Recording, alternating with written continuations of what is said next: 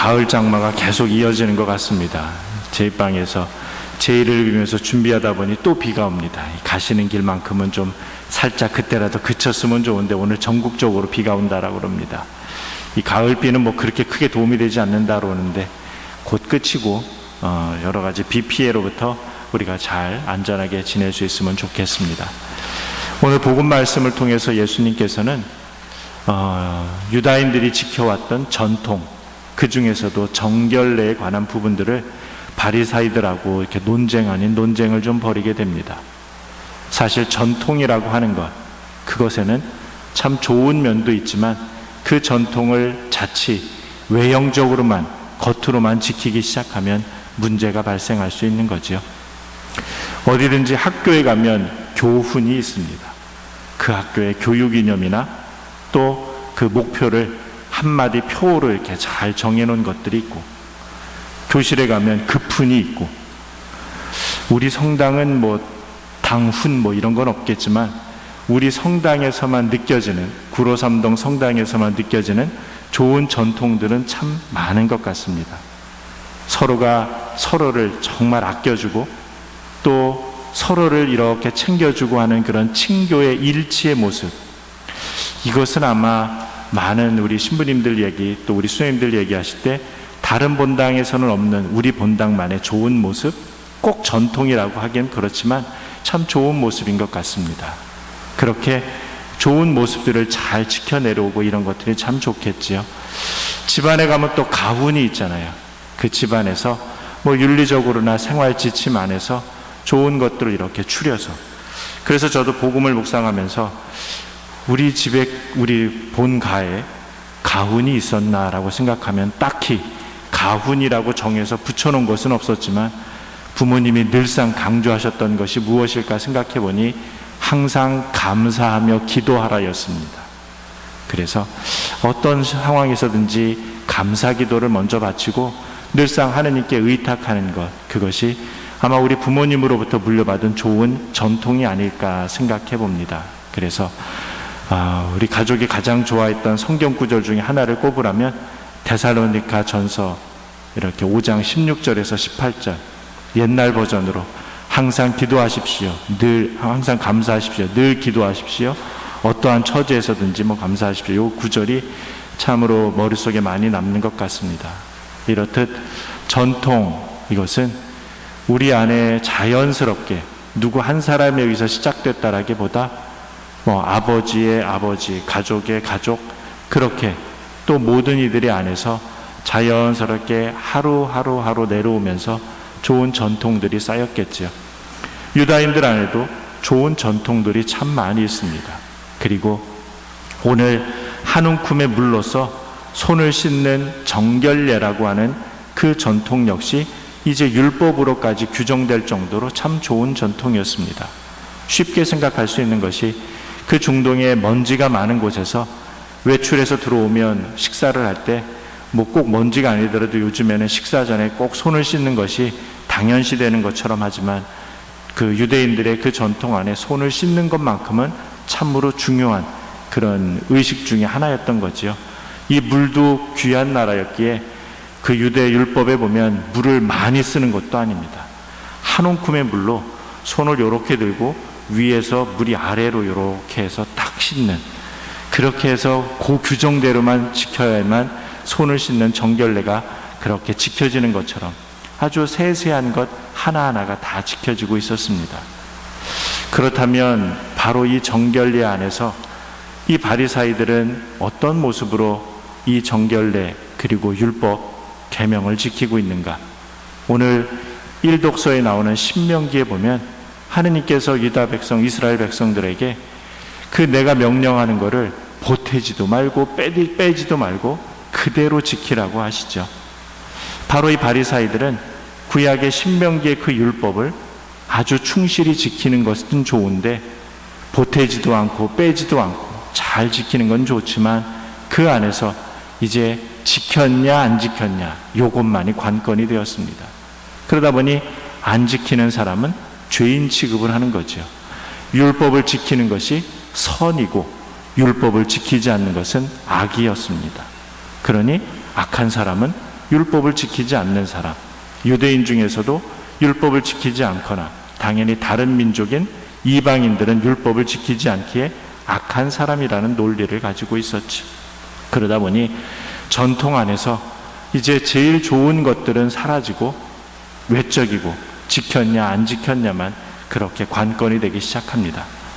어느 큰 사찰에 기르던 고양이 한 마리가 있었는데, 이 고양이가 스님들이 예불을 올리려고 하면 그 앞에 왔다 갔다 하니 이제 노스님들이 젊은 스님들한테 예불이 시작하기 전에 저 고양이를 붙잡아서 그 대웅전 밖에다가 이렇게 잘 묶어놓고 끝나면 풀어주라고. 그래서 이제 젊은 스님들이 예불을 시작하려고 하면 고양이를 잡아서 대웅전 안에, 대웅전 밖에다가 묶어놓고 끝나면 풀어주고, 이거를 매일 되풀이하는데 이 노스님들이 이제 다 돌아가시고, 그래도 이제 하다가 그 고양이마저도 죽었습니다. 그런데 문제는 예불을 시작하기 전에 마치 엄숙히 하는 의식처럼 하나가 고양이를 붙잡아서 대웅전 앞에 묶어놔야 되는데 고양이가 없으니까 큰일 났잖아요. 그 시장 가서 고양이 한 마리를 새로 사옵니다. 그래서 예불을 시작하기 전에 고양이를 묶어놓고 풀어주고, 결국 그 왜 그렇게 됐는지에는 관심이 없고 그것을 지켰냐 안 지켰냐에만 온통 관심이 있는 거죠. 그러기에 바리사이들의 시선, 그 바리사이들의 시선은 이제 율법의 내용은 그렇게 중요하지 않고, 지켰으면 하느님 앞에 의롭고 떳떳한 사람, 지키지 못했으면 악한 사람이고 죄인 취급을 하다 보니 이제 그 내용 안에는 나는 올바른 사람, 지키지 않은 다른 사람들은 흔히 이야기하는 불충한 사람으로 낙인을 찍혀버렸기에 사람들을 보는 시선의 초점은 율법, 계명을 지켰냐 안 지켰냐 거기에만 관건이 달려 있었습니다. 그러나 예수님의 시선은 사뭇 달랐다라고 하는 거지요. 율법을 지켰냐 안 지켰냐 그것이 중요할 수도 있으나 더 중요한 것은 그 당시에 유다인들 중에 많은 사람들은 그 수많은 율법 계명을 잘 지켜가면서 하나하나 지켜가면서 살기는 너무너무 힘들고 어려웠다라고 하는 거죠. 그러다 보니 예수님은 오히려 그들이 하느님 앞에 구원받을 수 있을까 없을까에만 그렇게 시선을 맞춥니다. 그리고 모두를 구원이요 생명으로 초대하시죠. 설령 죄인이 되었던, 그리고 그 당시에 모두가 다 손가락질했던 그런 세리나 죄인이나 창녀들마저도 예수님께서는 구원의 길로 초대하시고 동반해 주십니다. 그러니 바리사이들의 눈에는 예수님의 그러한 말과 행동, 그것이 눈의 가시처럼 편하지 않았겠지요. 자신들이 그동안 가지고 있었던 선한, 스스로 의인이라고 칭했던 그런 부분들을 예수님께서 하나하나 내려놓으라고 하니 바리사이들은 참으로 답답했을 것입니다. 그러나 제일 중요한 것은 율법과 계명 이전에 사람이라고 하는 거죠. 신학생 때 교회법을 공부할 때, 교회법 개론 시작할 때 하셨던 교수 신부님의 첫 말씀이 지금도 기억에 납니다. 여러분들이, 신학생들이 교회법을 공부하는 것은 신자들이 무언가 잘못했을 때 판단하고 심판해서 교회 밖으로 내쫓기 위해서 교회법을 공부하는 것이 아니라, 설령 신자들이 교회 법적인 차원에서 무언가 좀 잘 안 지켜지고 잘못했더라도 어떻게 교회 안으로 다시 받아들이고 안으로 끌어안을 수 있을까를 위해서 교회법을 공부하는 겁니다 라고 하셨습니다. 우리가 갖고 있는 수많은 규칙들, 규정들, 유대인들이 이야기하는 율법과 규정, 그것은 그들을 단죄하고 내쫓는 것이 아니라 그들을 어떻게 다시 안으로 끌어들일 수 있고 맞이할 수 있는가겠죠. 결국 바리사이들은 그것 때문에 예수님하고 끊임없이 논쟁을 합니다. 자신들 스스로가 선하고 올바른 의인이라고 생각했는데 예수님은 그것이 전부 다가 아니라고 이야기를 하시고, 모든 것은 사람에게, 그리고 하느님께서 사랑하시는 모든 피조물이 하느님께 나아갈 수 있도록 그렇게 함께 동반하라고 이야기를 하는 거죠. 우리 역시 아마 우리 본당의 좋은 전통들, 또 친교의 일치의 그런 모습들, 아마 틀림없이 외부의 신자들이 우리 본당으로 전입을 오고, 그랬을 때 아마 좋은 느낌으로 함께 살아갈 것입니다. 그러나 어느 때는 자칫 우리 안에서 우리가 세운 규정이나 규칙 때문에 다른 사람들을 밖으로 내몬다면 우리 역시 바리사이와 같은 그런 우를 범할 수도 있는 거겠지요. 예수님께서는 오늘도 우리들 한 사람 한 사람에게 새로운 계명을 주셨죠. 하느님을 사랑하는 계명, 이웃을 사랑하는 계명. 이 두 계명 외에 그 어떤 것도 계명과 율법보다 중요한 게 없다라고 이야기를 하셨습니다.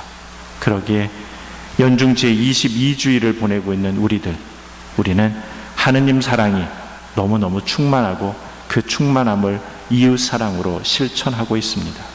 그러기에 우리와 만나는 모든 이들이 바리사이를 만나는 것이 아니라 바로 예수님을 만나는 마음으로 우리를 만날 수 있도록 이번 한 주도 우리가 규칙이나 규정, 율법과 또 그 계명 안에만 얽매이는 것이 아니라 진정한 사랑을 나누면서 사랑의 구로삼동 공동체, 사랑의 우리 가정, 사랑의 공동체를 함께 만들어가는 우리 자신들이 되면 좋겠습니다.